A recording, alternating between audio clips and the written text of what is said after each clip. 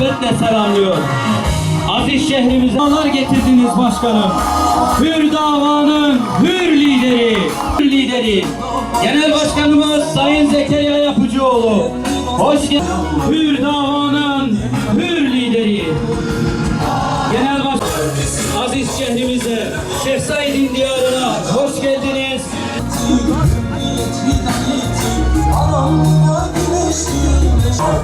Yolda hizmet vefa bir müşteri bir baba.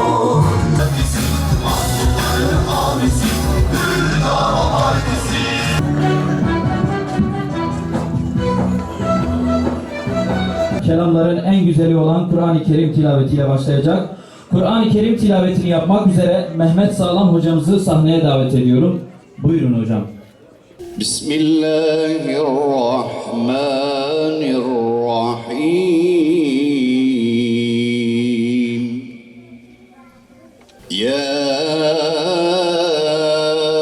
eyyühellezine amenu la tehunullah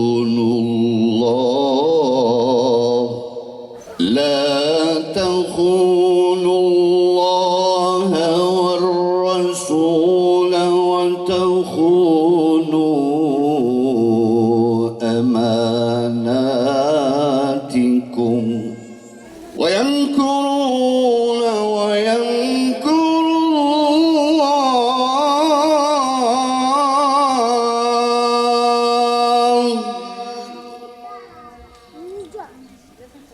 والله خير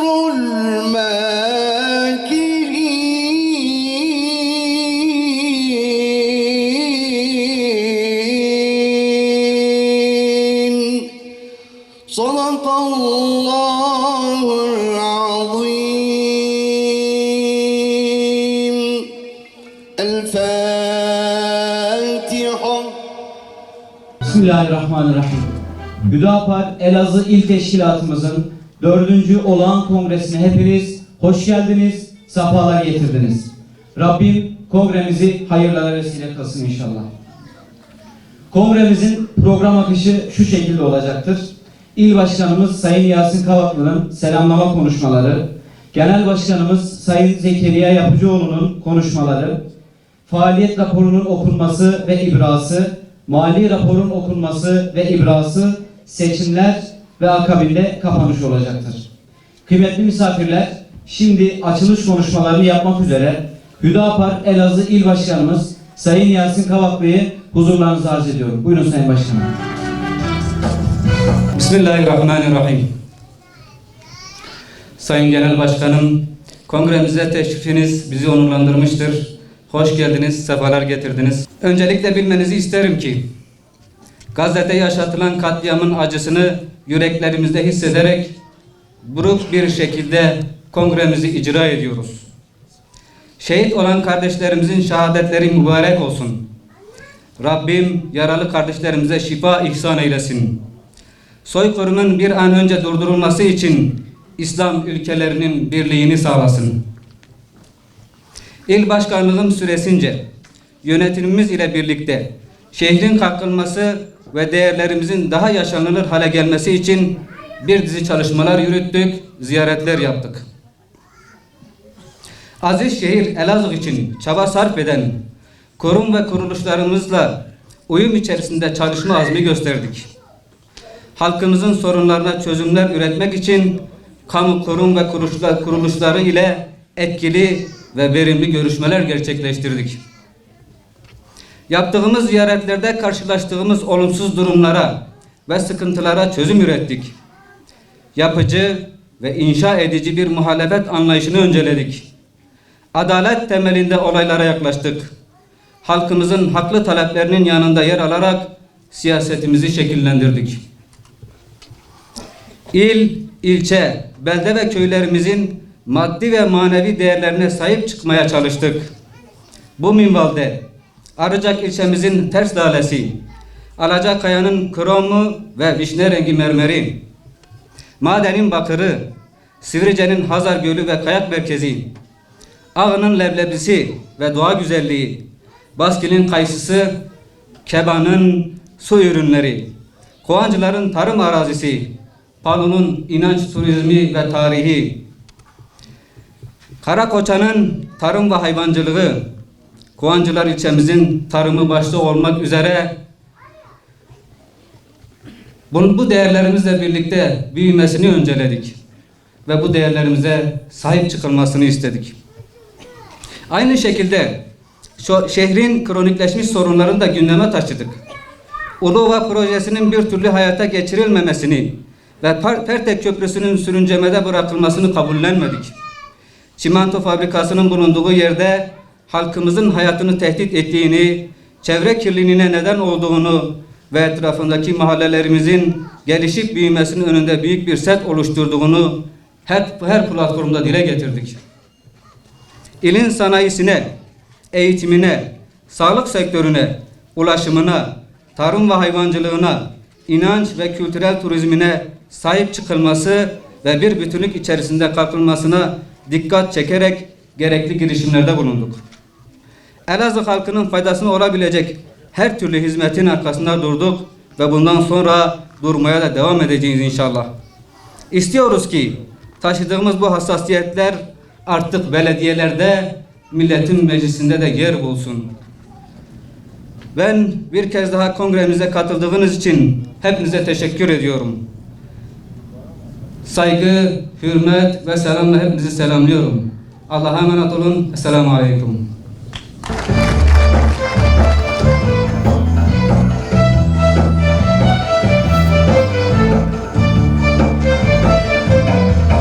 Bismillahi velhamdülillah ve salatu ve selamu ala Resulillah. Rabbi şrah li sadri ve yessir li emri ve hlul uqdeten min lisani yefkahu kavli. Muhterem hocalarım, kıymetli misafirler, siyasi partilerimizin ve sivil toplumun değerli temsilcileri, kıymetli basın mensupları, hanımefendiler, kıymetli bacılar, beyefendiler, hepiniz hoş geldiniz. Allah'ın selamı, rahmeti, bereketi, mağfireti hepinizin üzerine olsun. Rabbim bu kongremizi El-Aziz şehrimizin 4. olağan kongresini hayırlara vesile kılsın inşallah. Evet, aslında bir ay öncesine kadar memleketin gündeminde çok farklı konular vardı. Siyasetin gündemi çok farklıydı. Fakat 29 gün önce 7 Ekim sabahı bir tufan ile uyandık, Aksa tufanıyla ve o günden bu yana neredeyse bütün dünyanın gündemi yeniden Filistin davası, yeniden El-Aksa, yeniden oradaki bir avuç mücahidin bütün dünyayı adeta silkelemesi, insanlığı uyandırma çabası. Boyunduruktan, kölelikten, muhasaradan, katliamlardan kurtulmak için çırpınması, haykırışları ve gerçekten her türlü övgün üzerinde bir fedakarlıkla ortaya koydukları çabaları. Rabbim hem o mazlum, mustazaf, mücahit kardeşlerimize hem de dünyanın her bir köşesinde istizafa uğratılmış, zayıf bırakılmış, güçten düşürülmüş, zulme uğramış bütün kardeşlerimize yardımını bir an önce göndersin. Evet, Filistin 30 gündür, 29 gün geride kaldı, 30. gündür çok büyük bir katliam yaşıyor. Evet, kelimeler gerçekten orada yaşananları ifade etmeye kifayet etmiyor. Vahşet deseniz o boyutu çoktan aştı. Daha önce de insanlık tarihi vahşetler gördü. Daha önce de katliamlar yaşandı. Daha önce de soykırımlar yaşandı. Fakat bu kadar pervasız, insanların gözü önünde, kameraların önünde, canlı yayınlarda her türlü değeri, her türlü kuralı, her türlü hürmeti bu kadar pervasızca çiğneyen vahşi bir grup herhalde görülmemişti. İnsanlığın gözünün içine baka baka her türlü vahşeti işliyor. Savaşlarda kullanılması yasak silahları kullanmakta ve bunu kayda geçirmekte herhangi bir beis görmüyorlar. Pervasızdırlar. Binlerce çocuğu katletmekten geri durmuyorlar. Bunu kendilerine birileri hatırlattığında da bunlar savaşın acı gerçekleri, bunlar normaldir, bunlar olabilir deyip yüzsüzce işin içinden sıyrılabilmektedirler. Daha önce Firavun İsrail oğullarına benzer bir acı yaşatmıştı. Onların erkek çocuklarını katledip kız çocuklarını hayatta bırakıyordu. Ama bugün o binlerce yıl önce o zulme uğramış olan kavmin bugünkü çocukları hem kız çocuklarını hem erkek çocuklarını katlediyorlar. Televizyonlar günlerdir canlı yayın yapıyor. Bu canlı yayınlarda yapılan katliamlara yenilerinin eklendiğini müşahede ediyoruz, izliyoruz. Her bir televizyon ekranında konunun uzmanları, gazeteciler, siyasetçiler, askeri uzmanlar, önlerinde haritalar, ellerinde çubuklar bir şeyler anlatıp duruyorlar. Haber bültenlerini sunanlar ya da alandan, Gazze'den ya da civarından olan biteni bildirenler sürekli sayılar, sürekli rakamlar telaffuz ediyorlar. Şehitlerin sayısı şu kadar yükseldi, şu kadar insan yaralandı, şu kadar bina yıkıldı, şu kadar saatlik yakıt kaldı, şu kadar cami vuruldu, şu kadar hastane vuruldu, şu kadar çocuk öldü, şu kadar hamile kadın var, şu kadar hasta var hastanelerde, hastanelere sığınan şu kadar yer var. Birleşmiş Milletler görevlisi olarak orada çalışan insanlardan şu kadarı öldü, şu kadar da gazeteci ölmüş. Sayılar. İstatistikler. Ama maalesef bazı şeyler yeterince dikkate alınmıyor ya da belki dikkatlerden kaçırılıyor. Siz zannediyor musunuz ki 50, 100, 500 çocuğu hunharca öldürmekte herhangi bir sakınca görmeyen,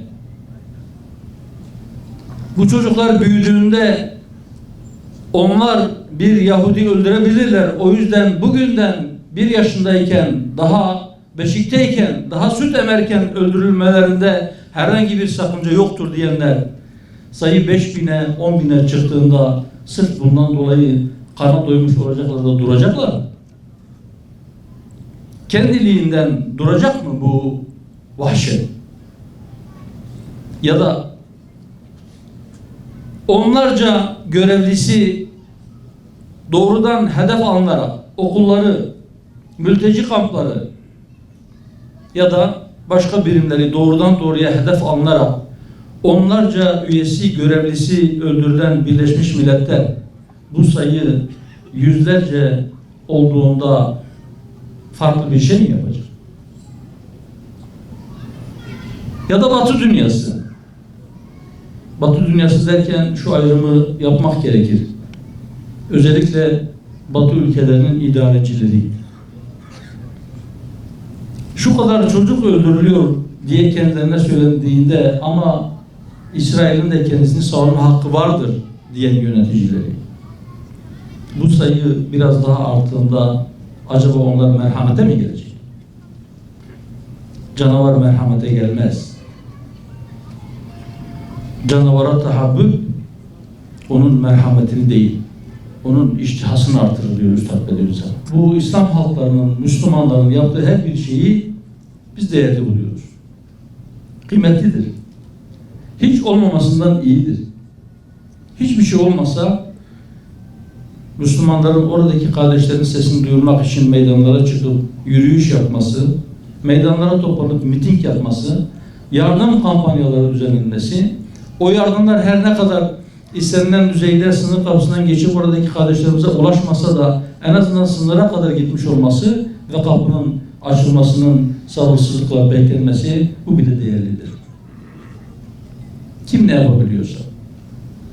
Ve biraz da belki şöyle bakmak lazım.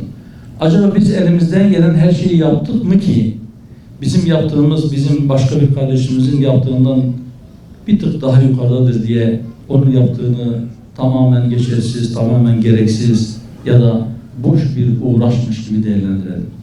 Biz bu hakkı kendimizde görmüyoruz. Yapılan her şey kıymetlidir. Yeter ki niyet halis olsun. Yeter ki niyet iyi olsun. Yeter ki niyet Allah rızası olsun. Yeter ki niyet oradaki zulmün bir an önce sona ermesi olsun. Kim bu uğurda, kim bu yolda taş üstüne taş koyuyorsa, kim bu uğurda küçücük bir yardım göndermek için bir çaba içerisine giriyorsa, kimin elinden bir şey gelmiyorsa en azından elini açıp Rabbine yönelip dua ediyorsa Rabbim kendisinden razı olsun. Yaptığının karşılığını elbette alacaktır.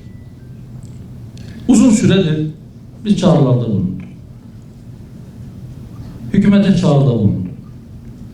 Olaylar başladığı andan beri bir şey söyledik. Dedi ki eğer çok şey yapamıyorsanız en azından diplomat kılıklı Siyonistleri ülkenizden kovun. Kendi elçilerinizi çağırın. Bütün diplomatik ilişkilerinizi kesemiyorsanız en azından istişarelerde bulunmak için çağırıyoruz deyin. Ama eğer yapabilseniz bütün ilişkileri kesseniz daha iyi. Dün itibariyle basına bir haber düştü. Türkiye Tel Aviv'deki elçisini istişarelerde bulunmak üzere Ankara'ya çağırdı. Bu iyi yönde atılmış bir adımdır.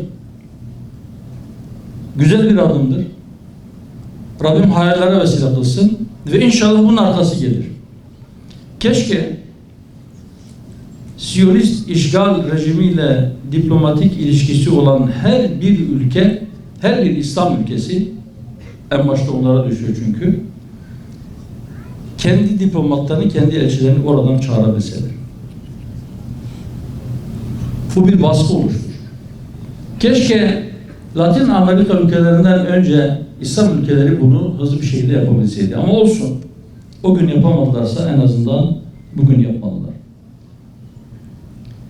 Bizim hükümete daha önce başka bazı çağrılarımız da oldu. Buradan bir kez daha bazılarını tekrar edelim. Biliyorsunuz olayların başlamasından hemen sonra İsrail saldırganlığını, Siyonist saldırganlığı ve vahşeti cesaretlendirmek, ona arka çıkmak için Amerika Birleşik Devletleri savaş gemilerini, uçak gemilerini Doğu Akdeniz'e gönderdi. Arkasından İngilizler. Peşi sıra diğer Avrupa ülkeleri de destek açıklamasında bulundu. Sadece savaş gemilerindeki uçaklar değil, bu coğrafyanın hemen her tarafında, yani belki aralarındaki çekişme ve uzun süreli açıktan bir düşmanlık dolayısıyla 1979 devriminden bu yana İran'da üsleri yok ama onun dışında neredeyse bölgedeki her ülkede Rusya ve onunla birlikte hareket edenler de hariç hemen her tarafta Amerikan üsleri var. Suriye'de yoktu. Suriye'nin karışmasından sonra Amerika gelip oraya da çöreklendi. Biz bu ülkelerde bulunan üslerden bu ülkelerin hiçbirine aslında bir fayda gelmeyeceğini, sadece düşmanlık ve sömürmek amacıyla Amerika'nın burada olduğunu biliyoruz. Ve mütemadiyen çağrılarda bulunuyoruz. Diyoruz ki Türkiye'deki Amerikan üsleri kapatılmalıdır. Amerika hiçbir zaman Türkiye'ye dost ve müttefik olmamıştır. Siyonistler de hiç kimseyi kendilerine dost ve denk olarak görmedikleri gibi Siyonizmin hamisi, koruyucusu ve belki İsrail'den daha Siyonist bir devlet olan Amerika'nın da bundan farklı bir yaklaşımı yoktur. O yüzden başta Türkiye olmak üzere bütün bölge ülkelerine diyoruz ki kendi topraklarınızdaki üstlerden kurtulmanızın zamanı daha gelmedi. Bugün bir uluslararası insan yardım kuruluşu olan İHA'nın öncülüğünde İncirli'ye gidilecek, oraya gidildi. 2 gün önce İstanbul'dan bir konvoy yola çıktı. Farklı illerden katılımlar da oldu. Sabahleyin buraya gelirken orada bazı hadiselerin yaşandığı, detay olmamakla birlikte bazı hadiselerin yaşandığına dair bilgiler aldım. Ben burada Filistin'le ilgili, Aksa ile ilgili oradaki zulmü durdurmak adına herhangi bir şey yapan bütün kardeşlerime, bütün İslam alemine sesleniyorum. Destek namına ne yapabiliyorsanız değerlidir. Ancak lütfen destek namına yaptığınız şeylerde işi, dikkatleri Gazze'deki mezalimden başka noktalara çekecek, gündemi değiştirecek noktalara asla vardırmayın. Çok haklı bir taleptir İncirli'nin kapatılması talebi. Çok haklı bir taleptir Kürecik üssünün kapatılması ya da başka Amerikan üslerinin. Çok haklı olarak İsrail ile ilişkilerin kesilmesini isteyebilirsiniz. Ben de istiyorum. Fakat bunları yaparken gündemi Gazze'den başka bir yere çekecek işler, davranışlar ortaya koymayın lütfen. Değerli dostlar, taleplerimizden bir tanesi de hani üstlerin kapatılması dedik. Bir de şu çağrıda bulunduk. Dedik bugün neredeyse bütün dünya gözünü kapatmamış. Vicdanının üzerine kalın bir örtüyle örtmemiş. Ya da kulaklarını tıkamamış herkes biliyor ve kabul ediyor ki Siyonist işgal rejiminin, Siyonist terör şebekesinin Filistin'de, Gazze'de yaptığı bir soykırımdır. İnsanlığa karşı bir suçtur. Ve bunu göz göre göre yapıyor. Bunu göstere göstere yapıyor. Bunun bütün delilleri canlı yayınlarda insanlar tarafından müşahede ediliyor. Fakat uluslararası mekanizmalar harekete geçmekte isteksiz davranıyor. Belki de hiç geçmeyecek. Bu mekanizmaları harekete geçirmek adına onları zorlamak, o da kıymetli bir şeydir. Mesela 20 ay boyunca Rusya ve Ukrayna Savaşı'nda yaklaşık 10.000 civarında can kaybı yaşandı ve bunlardan 500 küsürü çocuk. Mesela bu 20 aylık savaş boyunca toplam yaralıların sayısı 17.000 küsür ve bunların 1100 küsür çocuk. Ama Gazze'de sadece bir haftada meydana gelen katliamlarda şehit olan çocuklarımızın sayısı 20 ayda Rusya ve Ukrayna'da toplam olarak ölen çocukların sayısından daha fazla. Bir tarafta bir haftalık bilanço, öte tarafta 20 aylık bir bilanço.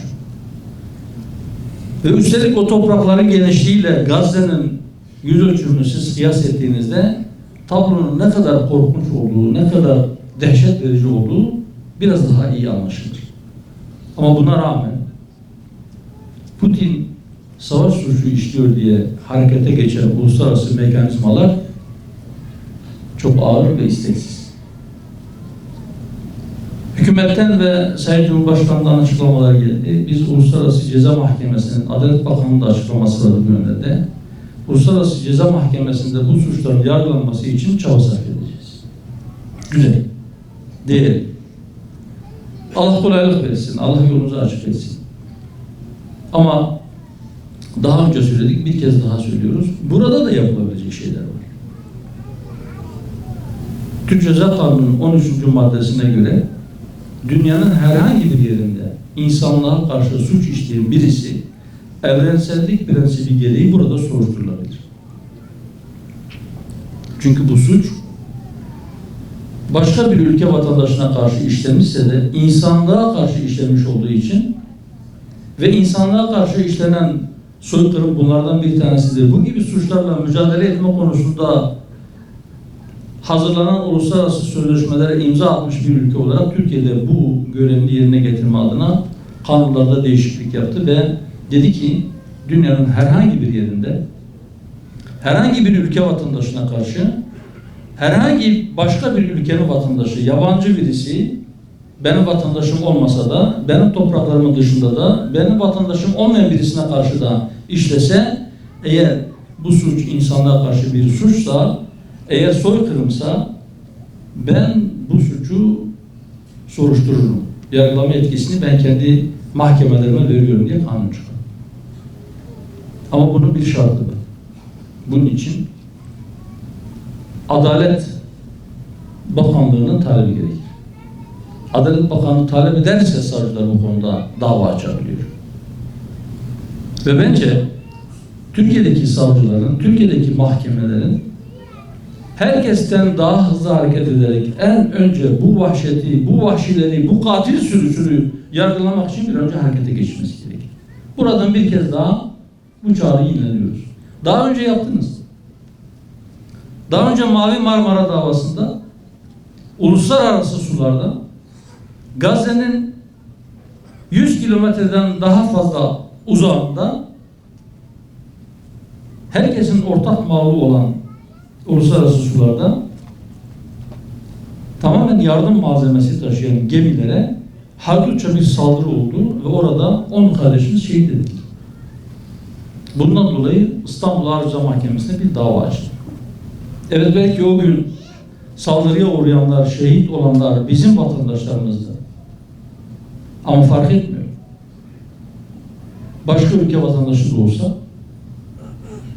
onlar da bizim kardeşimiz. Onlar başka bir millete mensup, hatta başka bir dine inansa bile mazlumca katledilmişlerse onlar için de harekete geçmek için bence beklememek gerekir. Ve biz bu çağrımızı da bir kez daha yineliyoruz ve diyoruz ki mutlaka Adalet Bakanlığı bir talepte bulunmalı ve savcılar bu insanlar karşı suçları işleyenler ile ilgili olarak bir soruşturma başlatmalıdır. Mavi Marmara davası dedik, onunla ilgili biliyorsunuz daha önce bir yargılama yapıldı. Yargılama devam ederken bir anlaşma ile dava düşürüldü. Fakat o kararın temiz süreci devam ediyor. Bize göre ortada bu kadar can kaybı varken vatandaşlar da sulh olmamış ve davanın devam etmesini talep ederken bir anlaşmayla bu davanın düşürülmesi hukuken de yanlıştı, siyaseten de yanlıştı. Mutlaka bunun da üst mahkemeden dönmesi ve o yargılamaya da kalan yerden devam edilmesi gerekir.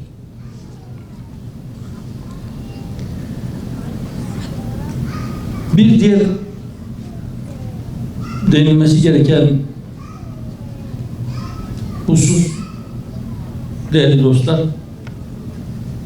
biliyorsunuz evet dedi ki baştan başa İslam coğrafyasında bütün İslam ülkelerinde bütün Müslümanlar Filis için ağlıyor, dua ediyor.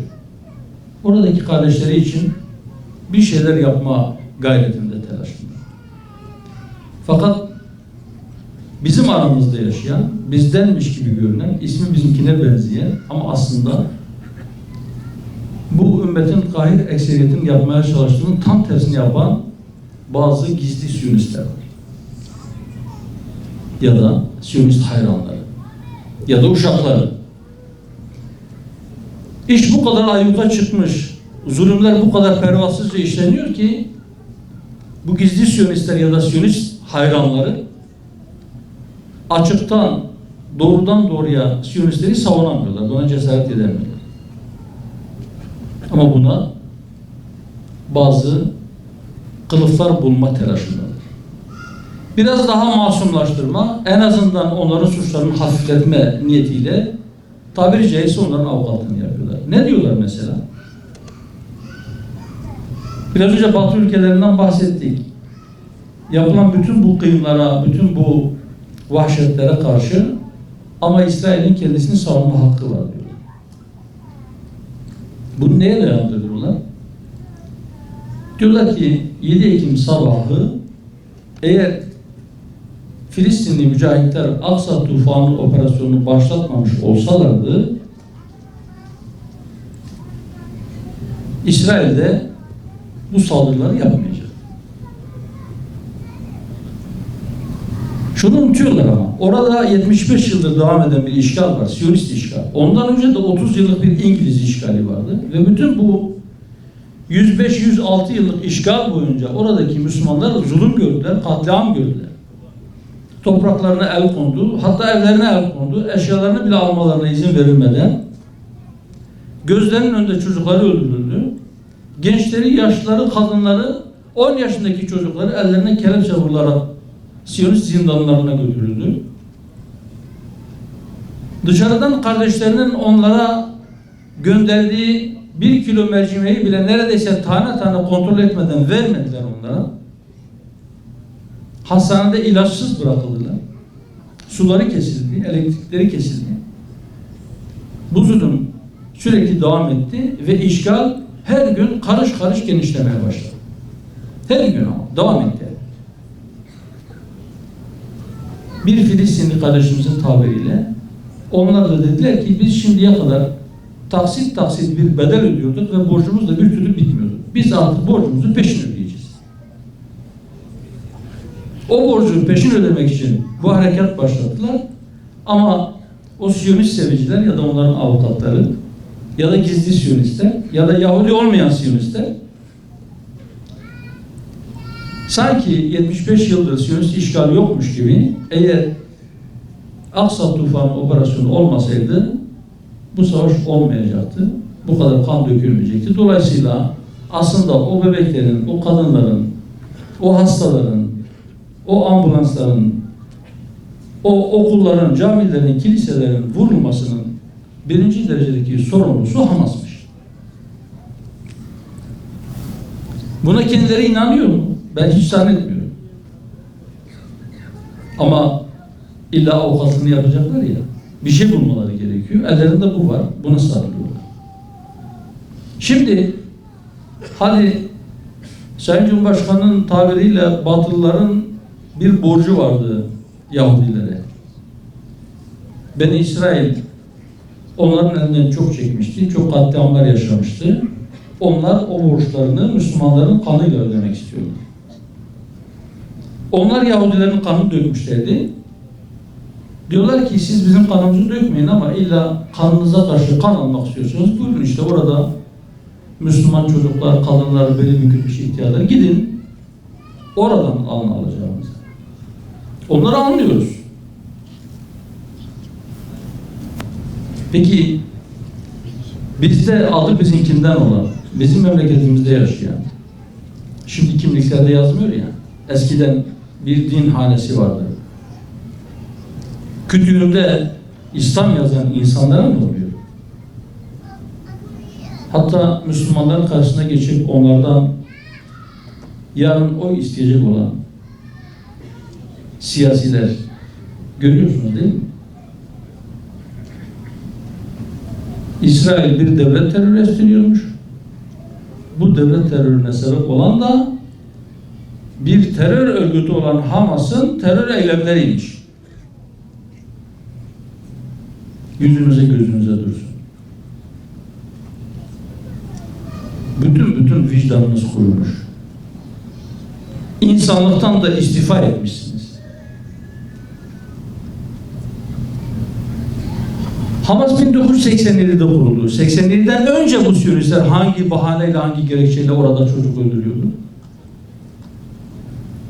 Hamas Gazze'de, Kudüs'te ya da bir bütün olarak Batı Şeria'da, Eriha'da, Ramallah'ta, diğer taraflarda, diğer şeylerde, oralarda niye katliam yapıyorlar?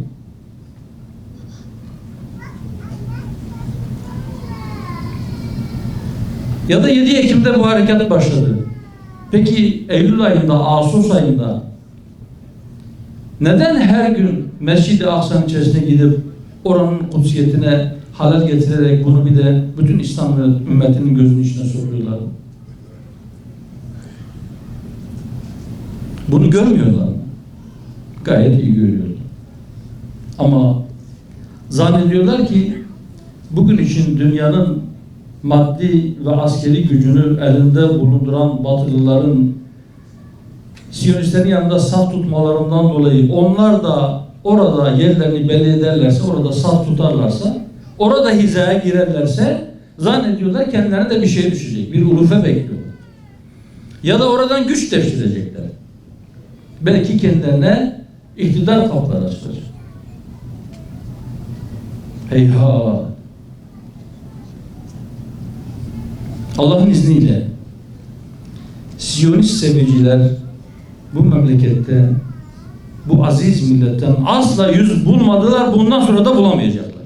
Tekbir! Allahu Ekber! Tekbir! Allahu Ekber! Tekbir! Allahu Ekber! Hamas'a selam, direnişe devam! Hamas'a selam, direnişe devam! Değerli dostlar, zulüm bir gün bitecek. İlla ki Allah günleri kulları arasında çevirip durur. Ve Allah zayıf bırakılmışları, müstazafları, zulme uğrayanları yeryüzüne varis kılmayı murad ediyor. Ve o bu muradını gerçekleştirecek. Allah kendi dinine yardım edenleri, kendine iman etmiş olanları, okulları kendi yardımıyla desteklemeyi üzerine almıştır, bunu vaat etmiştir. Bu asla vaadinden caymaz. Allah oradaki kullarına yardım edecek. Ama kimleri onlara yardımcı olarak gönderecek biz bilmiyoruz. O zulme karşı çıkma, o mazluma kol kanat germe şerefini Rabbim kime bahşetmiş onu bilmiyoruz şimdi. Ama kesin olarak imanımız vardır, itikadımız vardır. İnanıyoruz ki mutlak surette Allah yardımını gönderecektir. Ama bugün, ama yarın, ama bir ay sonra. Fakat o yardım gelinceye kadar sabretme, direnme, sabit kadem olma ve elinden gelen çabayı sarf etme bütün Müslümanlar üzerine bir borçtur. Rabbim iki dünyalı olan biz kullarını, ahirette iman etmiş olan biz kullarını sadece dünya gaileleriyle hareket ederek zulme sessiz kalanlardan eylemesin bizi. Rabbim oradaki kardeşlerimize yardım edebilecek gücü, kuvveti, imkanı bize bahşetsin ve o mazlumların yardımcısı olmayı, onlara kol kanat gerebilmeyi, zulmün kolundan tutup onu kırmayı ve zulmü yeryüzünden kaldırmayı, dünya gözüyle görmeyi hepimize nasip eylesin.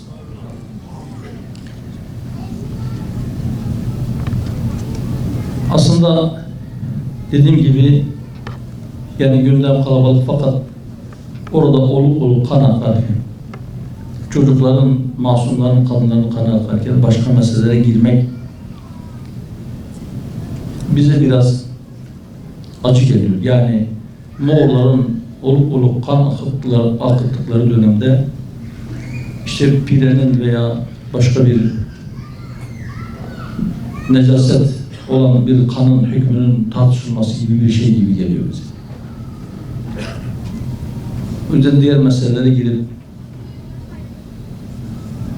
zamanınızı da almayacağım, siz sıkmayacağım. Ama bir kongre vesilesiyle burada toplandık. Bu kongremizde Elazığ İl Teşkilatımızın bir kısmı yenileniyor. Takviye bir güç geliyor tabiri caizse. Bizim şunu anlamamız lazım. Biraz önce söyledik işte, hep rakamlar konuşuluyor. Şu kadar gündür zulüm devam ediyor, şu kadar kan akıyor. Dua ediyoruz, yürüyüş yapıyoruz, miting yapıyoruz. Ama elimizden çok fazla bir şey gelmiyor. Niye? Çünkü güçsüzüz. Şunu anlamamız lazım ki, gücü hayırlı bir niyetle toplamak, zulmü engellemenin yollarından birisidir. Siz güç toplayamazsanız, %100 haklı da olsanız, sayınız çok kalabalık da olsa, suyun üzerindeki köpük gibi olsanız ya da çerçöp gibi bir şey yapamazsınız. Eğer siz gücü zalime ortak olmak ya da onun yerini almak için toplasanız, bu da meşru bir güç toplama niyeti değildir. Ama zulme engel olmak, adaleti hakim kılmak için güçlü olmak, güç toplamak meşru bir hedeftir. Ve inşallah bu güçlerden birisi olan siyasi gücü toplama ve o gücü büyütme için bu kongre bugün yeni bir adım olsun. Ve bu niyetle, bu hedefe kilitlenerek, bu amaçla zulmün kökünü kazımak, adaleti hakim kılmak için gecemizi gündüzümüze katmak suretiyle çalışmak zorunda olduğumuzu bilerek inşallah daha büyük bir aşkla, daha büyük bir heyecanla, daha büyük bir şevkle çalışmalarımıza devam edelim. Eğer o güç birikirse inşallah onun arkasından bir de ekonomik ve askeri güçle desteklenirse, İslam ümmeti ayağa kalkarsa sadece İslam ümmeti zulümden kurtulmuş olmayacak. Belki bugün zulüm altında olan mazlum milletlerin de kurtuluş ümidi haline gelecek. Çünkü dünya bize gösterdi ki, şu tarih bize gösterdi ki, ispat etti ki izimlerin hiçbir tanesi insanlığa huzur, mutluluk ve adalet getirmedi. Öyleyse gerçek manada hürriyeti insanlara yaşatmak, ilk gün yola çıktığımızda söylediğimiz gibi insanları kula kulluktan kurtarıp bütün insanları sadece Allah'a kul olmaya çağırmak olan davamızı, bu davanın sancağını daha yükseklere çıkarmak için Rabbim azmimizi, cehd ve gayretimizi arttırsın. Rabbim İslam ümmetine birlik ve beraberlik nasip eylesin. Allah-u Teala cehdimizi artırıp çalışmalarımızın neticelerini, meyvelerini, semerlerini de bereketlendirsin inşallah. Allah hepinizden razı olsun.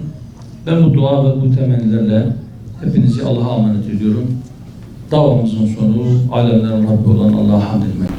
Esselamu Aleyküm ve Rahmetullahi ve Berekatuhu.